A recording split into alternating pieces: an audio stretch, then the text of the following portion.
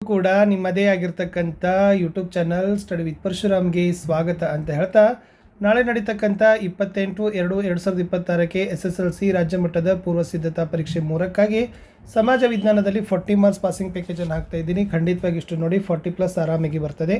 So like, share ಮತ್ತು subscribe ಮಾಡೋದನ್ನು ಮಾತ್ರ ಮರೆಯದಿರಿ. ನೈಟ್ 9 ಗಂಟೆಗೆ ಲೈವ್ ಕ್ಲಾಸ್ ಇರ್ತದೆ, ಅದಕ್ಕೂ ಕೂಡ ಜಾಯ್ನ್ ಆಗಿ. First most important question, Nalvadi Krishnaraja ಒಡೆಯರ ಸಾಧನೆಗಳು. ಪ್ರಾಥಮಿಕ ಶಾಲೆಗಳ ಶಿಕ್ಷಣ ಶುಲ್ಕ ರದ್ದು ಮಾಡಿದರು, ಕಾವೇರಿ ನದಿಗೆ ಅಣೆಕಟ್ಟು ಕಟ್ಟಿದ್ರು, ಶಿವನ ಸಮುದ್ರ ಜಲ ವಿದ್ಯುತ್ ಕೇಂದ್ರ ಸ್ಥಾಪಿಸಿದರು, ರೈಲು ಮಾರ್ಗ ನಿರ್ಮಾಣ, ಮೈಸೂರು ವಿಶ್ವವಿದ್ಯಾಲಯ ಸ್ಥಾಪನೆ, ನ್ಯಾಯ ವಿಧಾಯಕ ಸಭೆ ರಚನೆ, ಭಾರತೀಯ ವಿಜ್ಞಾನ ಸಂಸ್ಥೆ ಸ್ಥಾಪನೆ, ಮಾರಿ ಕಣಿವೆ ಜಲಾಶಯವನ್ನು ಕಟ್ಟಿದ್ರು.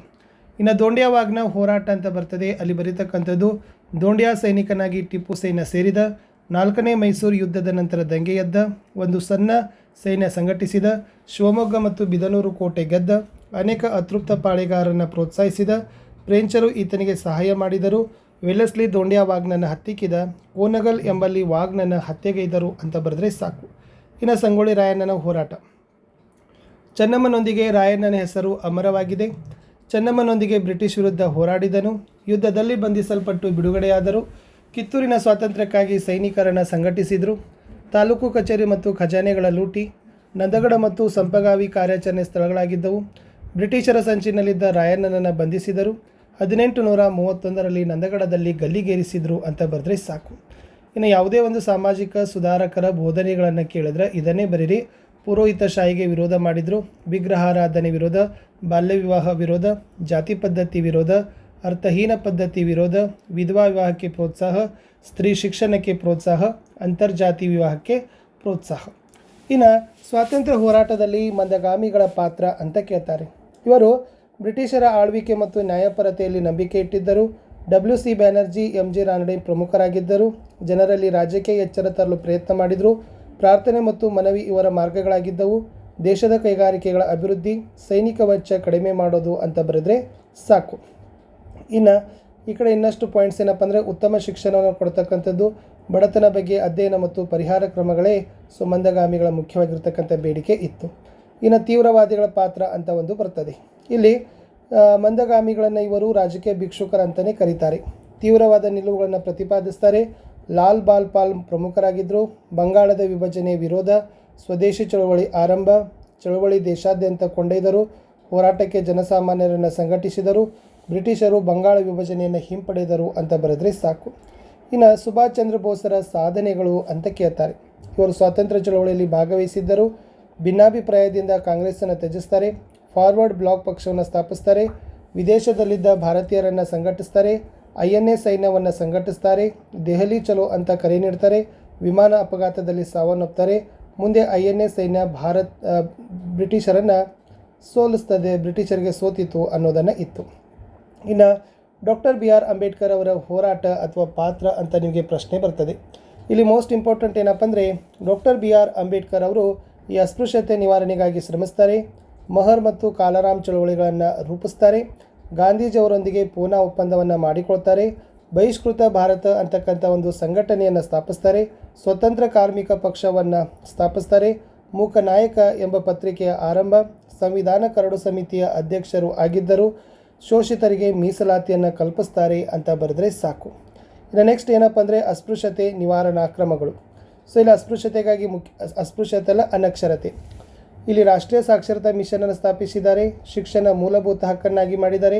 ಸಾಕ್ಷರ ಭಾರತ ಕಾರ್ಯಕ್ರಮ ಜಾರಿ ಮಾಡಿದ್ದಾರೆ. ಶಿಕ್ಷಣ ಹಕ್ಕು ಕಾಯ್ದೆ 2009 ಜಾರಿ.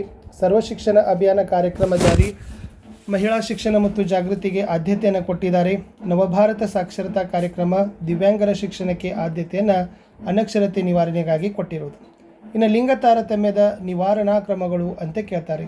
ಉದ್ಯೋಗ ನೇಮಕಾತಿಯಲ್ಲಿ ಮೀಸಲಾತಿ, ಮಹಿಳಾ ಮತ್ತು ಮಕ್ಕಳ ಅಭಿವೃದ್ಧಿ ಸಚಿವಾಲಯ, ನಾರಿ ವಂದನಾ ಅಧಿನಿಯಮದ ಅಂಗೀಕಾರ, ಮಹಿಳಾ ಆಯೋಗದ ಸ್ಥಾಪನೆ, ಸಖಿ ಒನ್ ಸ್ಟಾಪ್ ಸೆಂಟರ್ಗಳ ಆರಂಭವನ್ನು ಮಾಡ್ತಾರೆ. ನೆಕ್ಸ್ಟ್ ಮಹಿಳಾ ಅಭಿವೃದ್ಧಿ ನಿಗಮದ ಸ್ಥಾಪನೆಯನ್ನು ಮಾಡ್ತಾರೆ. ಸ್ಥಳೀಯ ಸಂಸ್ಥೆಗಳಲ್ಲಿ 50ರಷ್ಟು ಮೀಸಲಾತಿ ಕೊಡ್ತಾರೆ. ಮಹಿಳಾ ಸಹಾಯವಾಣಿ 1091 ಆರಂಭವನ್ನು ಮಾಡ್ತಾರೆ. ಇನ್ನು ಭ್ರಷ್ಟಾಚಾರಕ್ಕೆ ಕಾರಣಗಳು. ಸೊ ಮುಖ್ಯವಾಗಿ ಏನಪ್ಪ ಅಂತಂದರೆ, ಅದು ಜಾತೀಯತೆ, ಸೃಜನ ಪಕ್ಷಪಾತ, ಉತ್ತರದಾಯಿತ್ವದ ಕೊರತೆ, ಕಠಿಣ ಕಾನೂನಿನ ಕೊರತೆ, ಮಾನವನ ಸಹಜವಾದ ಸ್ವಾರ್ಥ, ಆಪತ್ತುಗಳ ನಿವಾರಣೆಯ ಲೆಕ್ಕಾಚಾರ, ಕಟ್ಟುನಿಟ್ಟಾದ ಮೇಲ್ವಿಚಾರಣೆ ಕೊರತೆ, ಭ್ರಷ್ಟಾಚಾರ ನಿಗ್ರಹ ಸಂಸ್ಥೆಯ ಅಧ್ಯಕ್ಷತೆ ಅಂತ ಬರೆದ್ರೆ ಸಾಕು. ಇನ್ನು ಮಣ್ಣಿನ ಸವೆತಕ್ಕೆ ಕಾರಣ ಮತ್ತು ಪರಿಣಾಮಗಳು ವೆರಿ ಮೋಸ್ಟ್ ಇಂಪಾರ್ಟೆಂಟ್.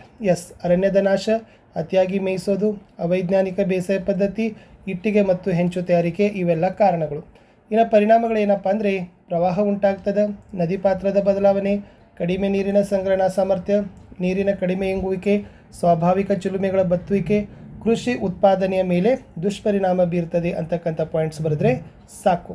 ಇನ್ನು ಮಣ್ಣಿನ ಸಂರಕ್ಷಣಾ ವಿಧಾನಗಳು ಅಂತಕ್ಕಂಥ ಒಂದು ಪ್ರಶ್ನೆ ಬರ್ತದೆ. ಈ ಮಣ್ಣು ಸಂರಕ್ಷಣಾ ವಿಧಾನಗಳಲ್ಲಿ ಬರೀಬೇಕು, ಇಳಿಜಾರಿಗೆ ಅಡ್ಡಲಾಗಿ ಉಳುಮೆಯನ್ನು ಮಾಡೋದು, ಅಡ್ಡಬದುಗಳ ನಿರ್ಮಾಣವನ್ನು ಮಾಡೋದು, ಹಂತಗಳ ಕೃಷಿ ಕ್ಷೇತ್ರಗಳ ನಿರ್ಮಾಣ ಮಾಡೋದು, ಅರಣ್ಯ ನಾಶವನ್ನು ತಡೆಗಟ್ಟೋದು, ಅರಣ್ಯಗಳ ಬೆಳವಣಿಗೆಗೆ ಪ್ರೋತ್ಸಾಹವನ್ನು ಕೊಡೋದು, ಅತಿಯಾಗಿ ಮೇಯಿಸುವಿಕೆ ನಿಯಂತ್ರಣ, ನೀರಿನ ಯೋಜಿತ ಬಳಕೆ, ಚೆಕ್ ಡ್ಯಾಮ್ಗಳ ನಿರ್ಮಾಣ ಅಂತ ಬರೆದ್ರೆ ಸಾಕು. ಇನ್ನು ಕೈಗಾರಿಕೆಗಳ ಸ್ಥಾನೀಕರಣದ ಅಂಶಗಳು ವೆರಿ ಮೋಸ್ಟ್ ಇಂಪಾರ್ಟೆಂಟ್. ಕಚ್ಚಾ ವಸ್ತುಗಳು, ಶಕ್ತಿ ಸಂಪನ್ಮೂಲಗಳು, ಮಾರುಕಟ್ಟೆ ಮತ್ತು ಸಂಚಾರ ಸೌಲಭ್ಯ, ಕಾರ್ಮಿಕರ ಪೂರೈಕೆ, ಬಂದರು ಸೌಲಭ್ಯ, ತಾಂತ್ರಿಕತೆ, ಕಡಿಮೆ ದರದಲ್ಲಿ ಭೂಮಿ ದೊರೆಯುವಿಕೆ, ಸರ್ಕಾರದ ನೀತಿ ನಿಯಮಗಳು ಅಂತ ಬರೆದ್ರೆ ಸೊ ಈ ಪ್ರಶ್ನೆ ಉತ್ತರ ಕಂಪ್ಲೀಟ್ ಆಗ್ತದೆ. ಇನ್ನು 3 ಮಾರ್ಕ್ಸಿಗೆ ಬರ್ತಕ್ಕಂಥ ಪ್ರಶ್ನೆ ಮಾರ್ತಾಂಡವರ್ಮನ ಹೋರಾಟ. ಇಲ್ಲಿ ರಾಜ ಮಾರ್ತಾಂಡವರ್ಮ ಡಚ್ಚರನ್ನು ತಡೆಗಟ್ಟಿದ. ಡಚ್ಚರು ತಿರುವಾಂಕೂರಿನ ಮೇಲೆ ದಾಳಿ ಮಾಡ್ತಾರೆ. ಮಾರ್ತಾಂಡವರ್ಮ ಡಚ್ಚರನ್ನು ಸೋಲಿಸ್ತಾನೆ. 1741ರಲ್ಲಿ ಡಚ್ಚರು ಪುನಃ ದಾಳಿ ಮಾಡ್ತಾರೆ. ಈ ಯುದ್ಧದಲ್ಲಿ ಸಹಿತ ಡಚ್ಚರು ಏನಾಗ್ತಾರಪ್ಪ ಅಂದರೆ ಸೋಲ್ತಾರೆ. ಇನ್ನು 1753ರಲ್ಲಿ ಡಚ್ಚರು ತಮ್ಮ ಅಧಿಕಾರವನ್ನು ಒಪ್ಪಿಸಿ ಶರಣಾಗ್ತಾರೆ ಅಂತ ಬರೆದ್ರೆ ಸಾಕು. ಇನ್ನು ಪ್ಲಾಸಿ ಕದನದ ಪರಿಣಾಮಗಳು. ಮುಖ್ಯವಾಗಿ ಶಿರಾಜ್ ಯುದ್ಧದಲ್ಲಿ ಸೋಲ್ತಾನೆ. ವ್ಯಾಪಾರಿ ವರ್ಗದ ಲೋಭಿತನ ಪ್ರದರ್ಶನ, ಭಾರತೀಯರ ಅನೈತಿಕತೆಯ ಪ್ರದರ್ಶನ, ಮೀರ್ ಜಾಫರ್ ಬಂಗಾಳದ ನವಾಬ, ಕಂಪನಿ ಅನಿರ್ಬಂಧಿತ ವ್ಯಾಪಾರದ ಹಕ್ಕನ್ನು ಪಡೀತದ. ಜಾಫರ್ ಕಂಪನಿಗೆ 17.7 ಕೋಟಿ ಹಣವನ್ನು ಕೊಡ್ತಾನೆ. ಇನ್ನು ಬಕ್ಸಾರ್ ಕದನದ ಪರಿಣಾಮಗಳು. ಮುಖ್ಯವಾಗಿ ಈ ಮೈತ್ರಿ ಸೈನ್ಯ ಬ್ರಿಟಿಷರ ವಿರುದ್ಧ ಸೋಲ್ತದ. 2ನೇ ಶಾ ಆಲಂ ಕಂಪನಿಗೆ ದಿವಾನಿ ಹಕ್ಕನ್ನು ಕೊಡ್ತಾನೆ. 26 ಲಕ್ಷ ರೂಪಾಯಿಗಳಿಗೆ ಬಂಗಾಳವನ್ನು ಬಿಟ್ಟು ಕೊಡ್ತಾನೆ. ಶುಜ್ ಉದ್ ದೌಲ್ 50 ಲಕ್ಷ ಯುದ್ಧ ನಷ್ಟವಾಗಿ ನೀಡ್ತಾನೆ. ಮೀರ್ ಜಾಫರ್ ಮಗನಿಗೆ ವಿಶ್ರಾಂತಿ ವೇತನವನ್ನು ಕೊಡ್ತಾರೆ. ಬಂಗಾಳದ ಆಡಳಿತವನ್ನು ಕಂಪನಿ ವಹಿಸಿಕೊಳ್ತದೆ ಅಂತ ಬರೆದ್ರೆ ಸಾಕು. ಇನ್ನು ಬ್ರಿಟಿಷ್ ಶಿಕ್ಷಣದ ಪರಿಣಾಮಗಳು. ಪ್ರಜಾಪ್ರಭುತ್ವ ಇತ್ಯಾದಿ ಪರಿಕಲ್ಪನೆಗಳ ಪರಿಚಯ ಆಗ್ತದೆ. ರಾಷ್ಟ್ರೀಯವಾದಿ ದೃಷ್ಟಿಕೋನದ ಬೆಳವಣಿಗೆ, ವೃತ್ತಪತ್ರಿಕೆಗಳ ಉಗಮ, ಸಾಮಾಜಿಕ ಸುಧಾರಣಾ ಚಳವಳಿಗಳ ಉಗಮ, ಆಲೋಚನಾ ಕ್ರಮದಲ್ಲಿ ನಾವೀನ್ಯತೆ, ಆಲೋಚನಾ ಕ್ರಮದಲ್ಲಿ ಏಕರೂಪತೆ, ಸ್ವಾತಂತ್ರ್ಯ ಚಳವಳಿ ಮೇಲೆ ಪ್ರಭಾವ, ಭಾರತೀಯ ಸಾಂಸ್ಕೃತಿಕ ಪರಂಪರೆಯ ಅರಿವು ಅಂತ ಬರೆದ್ರೆ ಸಾಕು. ಇನ್ನು 1857ರ ದಂಗೆಯ ವಿಫಲತೆಗೆ ಕಾರಣಗಳು. ಸ್ವಹಿತಾಸಕ್ತಿ ಮತ್ತು ಹಕ್ಕಿಗಾಗಿ ನಡೆದ ದಂಗೆ, ಅನಿರೀಕ್ಷಿತ ಕಾರಣಗಳಿಂದ ಪ್ರೇರಿತ ದಂಗೆ, ಭಾರತೀಯ ಸೈನಿಕರಲ್ಲಿದ್ದ ಭಿನ್ನತೆಗಳು, ಸೂಕ್ತ ಮಾರ್ಗದರ್ಶನ ಮತ್ತು ಸಂಘಟನಾ ಕೊರತೆ, ಸೂಕ್ತ ನಾಯಕತ್ವ ಮತ್ತು ಶಿಸ್ತಿನ ಕೊರತೆ, ಸೂಕ್ತ ಯುದ್ಧ ತಂತ್ರ ಮತ್ತು ಸೈನಿಕ ಪರಿಣತಿ ಕೊರತೆ, ಅನೇಕ ದೇಶೀಯ ರಾಜರಿಂದ ಬ್ರಿಟಿಷರಿಗೆ ಬೆಂಬಲ, ಇದು ಭಾರತಾದ್ಯಂತ ವ್ಯಾಪಿಸಿರಲಿಲ್ಲ ಅಂತ ಬರೆದ್ರೆ ಸಾಕು. ಇವೆಲ್ಲ 3 ಮಾರ್ಕ್ಸಿಗೆ ಬರ್ತಕ್ಕಂಥ ಪ್ರಶ್ನೆ. ಇನ್ನು ಮೋಸ್ಟ್ ಇಂಪಾರ್ಟೆಂಟ್ ಏನಪ್ಪ ಅಂದರೆ ಈ ಭಾರತದ ವಿದೇಶಾಂಗ ನೀತಿಯ ಮೂಲ ತತ್ವಗಳು. ಅದು ಆಲಿಪ್ತ ನೀತಿ, ವಸಾಹತುಶಾಹಿತ್ವಕ್ಕೆ ವಿರೋಧ, ನಿಶಸ್ತ್ರೀಕರಣಕ್ಕೆ ಬೆಂಬಲ, ವರ್ಣಭೇದ ನೀತಿಗೆ ವಿರೋಧ, ಸಾಮ್ರಾಜ್ಯಶಾಹಿತ್ವಕ್ಕೆ ವಿರೋಧ, ವಿಶ್ವಸಂಸ್ಥೆ ಮತ್ತು ವಿಶ್ವಶಾಂತಿಗೆ ಬೆಂಬಲ ಅಂತ ಬರೆದ್ರೆ ಸಾಕು. ಇನ್ನು ಭಯೋತ್ಪಾದಕತೆಯ ನಿವಾರಣೆಗೆ ಕ್ರಮಗಳು. ಇಂಟೆಲಿಜೆನ್ಸ್ ಬ್ಯೂರೋ ಸ್ಥಾಪನೆ, ರಕ್ಷಣಾ ಪಡೆ ಬಳಕೆ, ವಿಶೇಷ ಪರಿಣತಿ ಪಡೆಗಳ ರಚನೆ, ಹಣಕಾಸು ಗುಪ್ತಚರ ಘಟಕ ಸ್ಥಾಪನೆ, ಗುಪ್ತಚರ ವ್ಯವಸ್ಥೆಯ ಬಲವರ್ಧನೆ, ರಾಷ್ಟ್ರೀಯ ತನಿಖಾ ದಳದ ಸ್ಥಾಪನೆ. ಇನ್ನು ಸಂಘಟಿತ ಮತ್ತು ಅಸಂಘಟಿತ ಕೆಲಸಗಾರರ ನಡುವಿನ ವ್ಯತ್ಯಾಸ. ಸಂಘಟಿತದಲ್ಲಿ ಕಾಯ್ದೆಯ ನಿಯಂತ್ರಣ ಇದೆ, ಕಾರ್ಯದ ಬಗ್ಗೆ ನಿಶ್ಚಿತ ನಿಯಮ, ವಿಶೇಷ ಶೈಕ್ಷಣಿಕ ಅರ್ಹತೆ ಬೇಕು, ನಿಗದಿತ ವೇತನ ಮತ್ತು ವೈದ್ಯಕೀಯ ಸೌಲಭ್ಯ ಇರ್ತದೆ. ಉದಾಹರಣೆ ಸರ್ಕಾರಿ ಇಲಾಖೆಗಳ ಕೆಲಸಗಾರರು. ಬಟ್ ಅಸಂಘಟಿತ ಕೆಲಸಗಾರರಲ್ಲಿ ಕಾಯ್ದೆಯ ನಿಯಂತ್ರಣ ಇಲ್ಲ, ಯಾವುದೇ ಕಾರ್ಯದ ಬಗ್ಗೆ ನಿಶ್ಚಿತ ನಿಯಮ ಇಲ್ಲ, ಶೈಕ್ಷಣಿಕ ಅರ್ಹತೆ ಬೇಕಿಲ್ಲ, ನಿಗದಿತ ವೇತನ ಮತ್ತು ವೈದ್ಯಕೀಯ ಸೌಲಭ್ಯವಿಲ್ಲ. ಫಾರ್ ಎಕ್ಸಾಂಪಲ್ ಮನೆಗೆಲಸ ಮಾಡುವ ನೌಕರರು. ಇನ್ನು ನಿರುದ್ಯೋಗ ಸಮಸ್ಯೆ ನಿವಾರಣೆಗೆ ಕ್ರಮಗಳು. ಜನಸಂಖ್ಯಾ ನಿಯಂತ್ರಣ ಕ್ರಮ, ಗುಡಿ ಕೈಗಾರಿಕೆ ಪ್ರೋತ್ಸಾಹ, ಕೃಷಿ ಮತ್ತು ಕೈಗಾರಿಕಾ ಕ್ಷೇತ್ರದ ಅಭಿವೃದ್ಧಿ, ಪಂಚವಾರ್ಷಿಕ ಯೋಜನೆಗಳು, ವೃತ್ತಿಪರ ಶಿಕ್ಷಣಕ್ಕೆ ಪ್ರೋತ್ಸಾಹ, ಗ್ರಾಮೀಣ ಅಭಿವೃದ್ಧಿ ಯೋಜನೆಗಳು ಅಂತ ಬರೆದ್ರೆ ಸಾಕು. ಇನ್ನು ಅರಣ್ಯಗಳ ಮಹತ್ವ ಕೇಳಿದ್ದಾರೆ. ಇದು ಜೈವಿಕ ಪರಿಸರ ಸಮತೋಲನ, ಉತ್ತಮ ಮಳೆ ತರಲು ಸಹಾಯಕ, ಮಣ್ಣಿನ ಸವೆತದ ನಿಯಂತ್ರಣ, ಉದ್ಯೋಗಾವಕಾಶ ಕೊಡ್ತದೆ, ಮೇವು ಮತ್ತು ಆಹಾರ, ಶುದ್ಧ ವಾಯುವನ್ನು ಪೂರೈಸ್ತದೆ ಅಂತ ಬರೆದ್ರೆ ಸಾಕು. ಇನ್ನು ಮುಂದಿನ ಮೋಸ್ಟ್ ಇಂಪಾರ್ಟೆಂಟ್ ಪ್ರಶ್ನೆ ಏನಪ್ಪ ಅಂತಂದರೆ ಭಾರತದಲ್ಲಿ ಅರಣ್ಯ ನಾಶಕ್ಕೆ ಕಾರಣ. ಅದು ವ್ಯವಸಾಯದ ವಿಸ್ತರಣೆ, ಹೈನುಗಾರಿಕೆ, ರಸ್ತೆ ಮತ್ತು ರೈಲು ಮಾರ್ಗ, ನೀರಾವರಿ ಯೋಜನೆ ನಿರ್ಮಾಣ, ಕಾಡ್ಗಿಚ್ಚು ಮತ್ತು ಗಣಿಗಾರಿಕೆ. ಇನ್ನು ಅರಣ್ಯ ಸಂರಕ್ಷಣಾ ವಿಧಾನಗಳಲ್ಲಿ ರೋಗದ ನಿಯಂತ್ರಣ, ಜನರಿಗೆ ತಿಳುವಳಿಕೆ ನೀಡೋದು, ಬೀಜ ಹರಡೋದು, ಮರ ನೆಡಲು ಪ್ರೋತ್ಸಾಹ, ಮೇಯಿಸುವಿಕೆ ನಿಯಂತ್ರಣ, ಘರ್ಷಿತ ಮರಗಳನ್ನು ತೆಗೆಯೋದು. ಇನ್ನು ಚಂಡಮಾರುತ, ಭೂಕಂಪ, ಪ್ರವಾಹದ ಪರಿಣಾಮಗಳನ್ನು ಕೇಳ್ತಾರೆ. ಯಾವುದೇ ಪರಿಣಾಮಗಳ ಕೇಳಿ, ಆಸ್ತಿ ಮತ್ತು ಜೀವಹಾನಿ, ವಿದ್ಯುತ್ ಸರಬರಾಜಿಗೆ ಅಡಚಣೆ, ಸಸ್ಯ ಮತ್ತು ಪ್ರಾಣಿ ಸಂಕುಲಕ್ಕೆ ಹಾನಿ, ಬೆಳೆ ನಾಶ, ಸಾರಿಗೆ ಸಂಪರ್ಕದ ಅಸ್ತವ್ಯಸ್ತ, ಜನಜೀವನದ ಸಂಪೂರ್ಣ ಅಸ್ತವ್ಯಸ್ತ. ಇನ್ನು ಗ್ರಾಮೀಣಾಭಿವೃದ್ಧಿಯ ಮಹತ್ವ ಅಥವಾ ಪಂಚಾಯತ್ ರಾಜ್ ಸಂಸ್ಥೆಗಳ ಪಾತ್ರ ಅಂತ ಪ್ರಶ್ನೆ ಬರ್ತದೆ.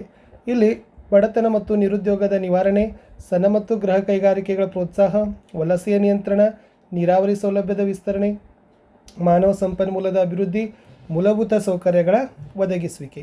ಇನ್ನು ಬ್ಯಾಂಕಿನ ಕಾರ್ಯ, ಸೇವೆ ಅಥವಾ ಅನುಕೂಲ, ಸಾಲ ಕೊಡೋದು, ಠೇವಣಿ ಅಂಗೀಕಾರ, ಹಣದ ವರ್ಗಾವಣೆ, ಚೆಕ್ಗಳ ಮೇಲೆ ಹಣ ವಸೂಲಿ, ಹುಂಡಿಯನ್ನು ಸೋಡಿ ಮಾಡೋದು, ಭದ್ರತಾ ಕಪಾಟು ಒದಗಿಸೋದು, ವಿದೇಶಿ ವಿನಿಮಯದ ನಿರ್ವಹಣೆ.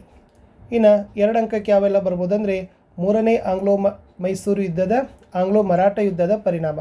ಇಲ್ಲಿ ಮರಾಠ ಮನೆತನಗಳು ಯುದ್ಧದಲ್ಲಿ ಸೋಲ್ತವೆ, ಪೇಶ್ವೆ ಪದವಿ ರದ್ದು, ಬಾಜಿರಾಯನಿಗೆ ವಿಶ್ರಾಂತಿ ವೇತನ ಕೊಡ್ತಾರೆ, ಪ್ರತಾಪ್ ಸಿಂಹ ಸತಾರದ ರಾಜನಾಗಿ ಬಿಡ್ತಾನೆ. ಇನ್ನು ಸಹಾಯಕ ಸೈನ್ಯ ಪದ್ಧತಿಯ ನಿಬಂಧನೆಗಳು, ರಾಜ ಬ್ರಿಟಿಷರ ಸೈನಿಕ ತುಕಡಿ ಇಟ್ಟುಕೊಳ್ಳಬೇಕು, ಸೇನೆಯ ವೆಚ್ಚ ರಾಜ್ಯದವರೇ ಭರಿಸಬೇಕು, ಬ್ರಿಟಿಷ್ ರೆಸಿಡೆಂಟನ್ನು ನೇಮಿಸಬೇಕು, ಬೇರೆ ಯುರೋಪಿಯರನ್ನು ನೇಮಿಸಿಕೊಳ್ಳೋ ಹಾಗಿಲ್ಲ, ಯುದ್ಧ ಸಂಧಾನಕ್ಕೆ ಗವರ್ನರ್ ಸಮ್ಮತಿ ಬೇಕು, ಕಂಪನಿ ರಾಜ್ಯಕ್ಕೆ ರಕ್ಷಣೆಯನ್ನು ಒದಗಿಸಲೇಬೇಕು. ಸ್ವಾತಂತ್ರ್ಯ ಗಳಿಸಿದ ಸಂದರ್ಭದಲ್ಲಿ ಭಾರತ ಎದುರಿಸಿದ ಸಮಸ್ಯೆ, ಆಹಾರದ ಉತ್ಪಾದನೆ, ದೇಶೀಯ ಸಂಸ್ಥೆಗಳ ವಿಲೀನೀಕರಣ, ಕೋಮುಗಲಭೆ, ಕೈಗಾರಿಕೆಗಳ ಬೆಳವಣಿಗೆ, ಲಕ್ಷಾಂತರ ನಿರಾಶ್ರಿತರ ಸಮಸ್ಯೆ, ಸರ್ಕಾರದ ರಚನೆ. ಇನ್ನು ಭಾರತ ಒಕ್ಕೂಟಕ್ಕೆ ಜುನಾಗಢ್ ಹೇಗೆ ಸೇರ್ಪಡೆಯಾಯಿತು? ಈ ಜುನಾಗಢ್ ನವಾಬ ಪಾಕಿಸ್ತಾನಕ್ಕೆ ಸೇರಲು ಇಚ್ಛೆಯನ್ನು ವ್ಯಕ್ತಪಡಿಸಿದ್ದ. ಅಲ್ಲಿನ ಪ್ರಜೆಗಳು ನವಾಬನ ವಿರುದ್ಧ ದಂಗೆಯನ್ನು ಏಳ್ತಾರೆ. ನವಾಬ ಪಾಕಿಸ್ತಾನಕ್ಕೆ ಪಲಾಯನ ಮಾಡ್ತಾನೆ. ದಿವಾನ್ ಭಾರತ ಸರ್ಕಾರಕ್ಕೆ ಮನವಿ ಮಾಡ್ತಾನೆ. 1949ರಲ್ಲಿ ಜುನಾಗಢ್ ಭಾರತದ ಒಕ್ಕೂಟಕ್ಕೆ ಸೇರ್ಪಡೆ ಆಗ್ತದೆ. ಇನ್ನು ಸಾರ್ವಜನಿಕ ಆಡಳಿತದ ಪ್ರಾಮುಖ್ಯತೆ, ಇದು ಸರ್ಕಾರದ ಆಧಾರದ ಸ್ತಂಭ, ಸಾರ್ವಜನಿಕ ಹಿತಾಸಕ್ತಿಗಾಗಿ ಸೇವೆ, ಕಾನೂನು ಮತ್ತು ನೀತಿಯ ಅನುಷ್ಠಾನ, ಸಾಮಾಜಿಕ ಭದ್ರತೆ, ಶಾಸಕಾಂಗ ಮತ್ತು ಕಾರ್ಯಾಂಗಕ್ಕೆ ಸಹಾಯ. ಇನ್ನು ಪ್ರತ್ಯಕ್ಷ ಮತ್ತು ಪರೋಕ್ಷ ನೇಮಕಾತಿಯ ವ್ಯತ್ಯಾಸ. ಪ್ರತ್ಯಕ್ಷ ನೇಮಕಾತಿಯನ್ನು ನೇರ ನೇಮಕಾತಿ ಅನ್ನೋದು, ಸ್ಪರ್ಧಾತ್ಮಕ ಪರೀಕ್ಷೆಗಳ ಮೂಲಕ ಆಯ್ಕೆ, ಇದು ಜನಪ್ರಿಯ ಹಾಗೂ ವೈಜ್ಞಾನಿಕ ಒಂದು ವಿಧಾನ. ಇನ್ನು ಪರೋಕ್ಷ ನೇಮಕಾತಿ ಅಂದರೆ ಏನಪ್ಪ ಅಂತಂದ್ರೆ, ಇದನ್ನು ಆಂತರಿಕ ನೇಮಕಾತಿ ಅಂತ ಕರೀತಾರೆ. ಈಗಾಗಲೇ ಸೇವೆಯಲ್ಲಿದ್ದವರಿಗೆ ಮೇಲ್ದರ್ಜೆಗೆ ಏರಿಸ್ತಾರೆ. ಇದು ಪದೋನ್ನತಿ ಮತ್ತು ಬಡ್ತಿಯ ವಿಧಾನ ಆಗಿರ್ತದೆ. ಇನ್ನು ಸಾಮಾಜಿಕ ಸ್ತರ ವಿನ್ಯಾಸ ರೂಪುಗೊಂಡ ಬಗೆ ಹೇಗೆ ಅಂತ ಕೇಳ್ತಾರೆ.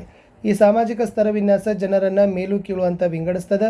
ಸ್ತರ ವಿನ್ಯಾಸ ಸಮಾಜದಿಂದ ನಿರ್ಮಿಸಲ್ಪಟ್ಟಿದೆ. ಶ್ರೀಮಂತರಿಗೆ ಅವಕಾಶದ ಹೆಚ್ಚಳ, ಬಡವರಿಗೆ ಅವಕಾಶದ ಕಡಿಮೆ ಅಂತ ಬರೆದ್ರೆ ಸಾಕು. ಇನ್ನು ಅಸ್ಪೃಶ್ಯತಾ ನಿವಾರಣಾ ಕ್ರಮಗಳು. ಸಂವಿಧಾನದ 17ನೇ ವಿಧಿಯಲ್ಲಿ ಅಸ್ಪೃಶ್ಯತೆ ನಿಷೇಧ ಮಾಡಿದ್ದಾರೆ. 1955 ಅಸ್ಪೃಶ್ಯತಾ ಅಪರಾಧಗಳ ಕಾಯ್ದೆ, 1976 ನಾಗರಿಕ ಹಕ್ಕುಗಳ ಸಂರಕ್ಷಣಾ ಕಾಯ್ದೆ, ಸಾರ್ವತ್ರಿಕ ಮತದಾನದ ಹಕ್ಕು, ಸಮಾನತೆ ಹಕ್ಕು, ಶೈಕ್ಷಣಿಕ ಮೀಸಲಾತಿ, ಉದ್ಯೋಗದ ಮೀಸಲಾತಿ, ರಾಜ್ಯಗಳಿಗೆ ವಿಶೇಷ ಜವಾಬ್ದಾರಿ. ಇನ್ನು ಭೂ ಬಳಕೆ ಮೇಲೆ ಪ್ರಭಾವ ಬೀರುವ ಅಂಶಗಳು ಅಂತಕ್ಕಂಥ ಪ್ರಶ್ನೆ ಬರ್ತದೆ. ಇಲ್ಲಿ ಭೂ ಸ್ವರೂಪ, ಮಾರುಕಟ್ಟೆ, ತಾಂತ್ರಿಕತೆ, ನೀರಾವರಿ ಸೌಲಭ್ಯ, ವಾಯುಗುಣ, ನೆಕ್ಸ್ಟ್ ಸಾಮಾಜಿಕ ಪರಿಸ್ಥಿತಿ ಅಂತ ಬರೆದ್ರೆ ಸಾಕು. ಇನ್ನು ಕಾಲುವೆಗಳ 2 ವಿಧಗಳನ್ನು ಕೇಳಿದರು. ಒಂದು ಪ್ರವಾಹ ಕಾಲುವೆ ಬರೋದು, ಇನ್ನೊಂದು ಸಾರ್ವಕಾಲಿಕ ಕಾಲುವೆ ಬರ್ತದೆ.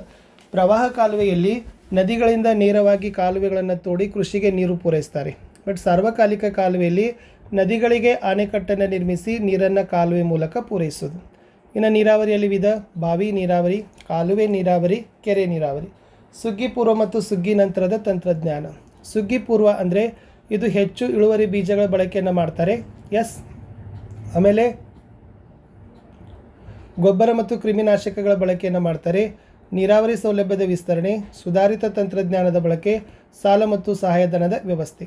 ಇನ್ನು ಸುಗ್ಗಿ ನಂತರದಲ್ಲಿ ನ್ಯಾಯೋಚಿತ ಬೆಲೆ, ಹೆಚ್ಚುವರಿ ಉತ್ಪನ್ನಗಳ ಸಂಸ್ಕರಣೆ, ಮಾರುಕಟ್ಟೆ ಸುಧಾರಣೆ, ಉಗ್ರಾಣ ಮತ್ತು ಶೈತ್ಯಾಗಾರಗಳ ನಿರ್ಮಾಣ.